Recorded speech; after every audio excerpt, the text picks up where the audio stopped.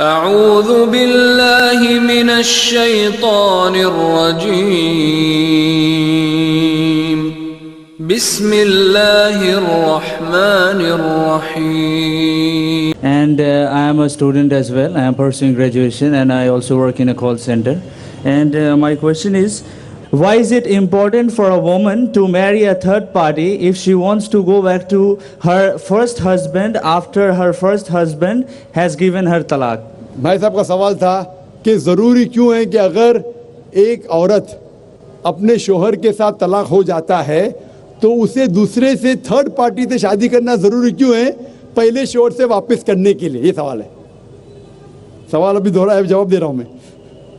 ये लोगों को गलत फहमी है कि अगर मियाँ बीवी का तलाक होता है और अगर वो फिर से शादी करना चाहते हैं, ये गलत फहमी है लोगों की कि उसको तीसरे से शादी करना फ़र्ज़ है.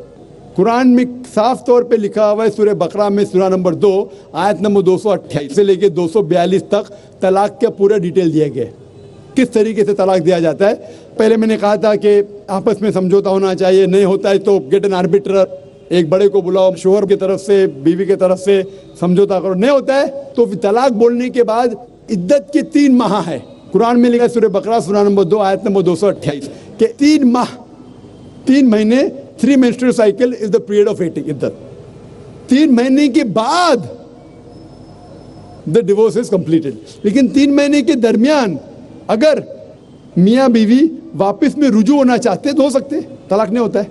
लेकिन अगर 3 महीने तक रुजू नहीं होते और अलग हो जाते और 1 साल बाद उन्हें ख्याल आता है अरे हमने गलत किया, हम फिर से शादी करना चाहते, तो कुरान की आयत है सूरह बकरा सूरा नंबर 2 आयत number 232, do not prevent the women from marrying the former husband.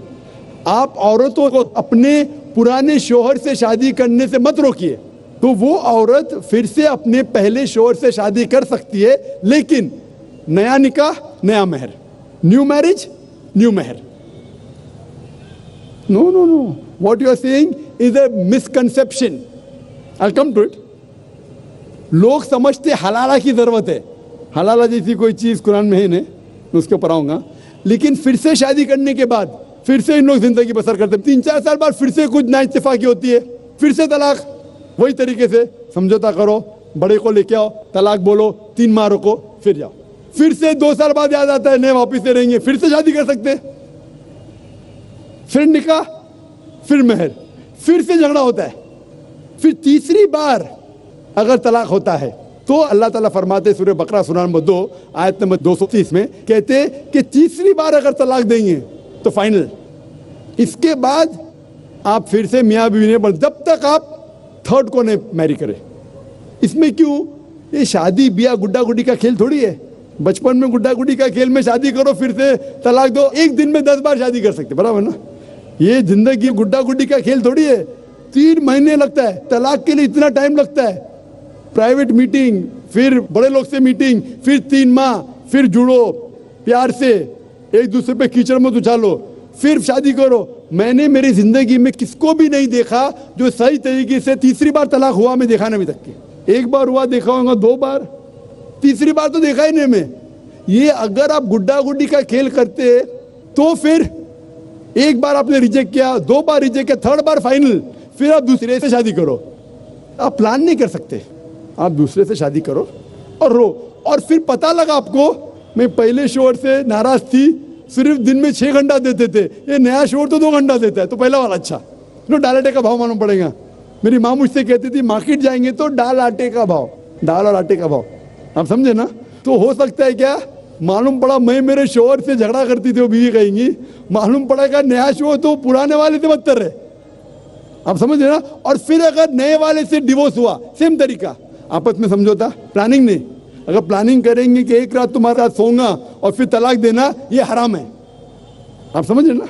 ये कुछ लोग करते हैं, मैं जानता हूँ मुस्लिम माशरे में, वो हराम करते. प्लानिंग करना, तुम्हारा शोहर बनूंगा, एक रात बाद तलाक दूंगा, फिर तुम शोहर शादी करना, ये हराम है. कुछ लोग करते हैं, गलत करते. कुरान में ऐसा नहीं लिखते. तो अगर तीसरी बार तलाक के बाद या पहली तलाक के बाद भी, पहले बार तलाक दिए, दूसरे से शादी किए, फिर पता लगा सही नहीं, तो वापिस जा सकते. आप समझे ना. तो ये जो है ज़रूरी है थर्ड पार्टी के पास जाना. अगर 3 बार सही तरीके से तलाक हो तो तो इस्लाम में इतनी छूट है माशाअल्लाह और इतना सही मजहब है, it's the most practical way of life. Hope that answers the question.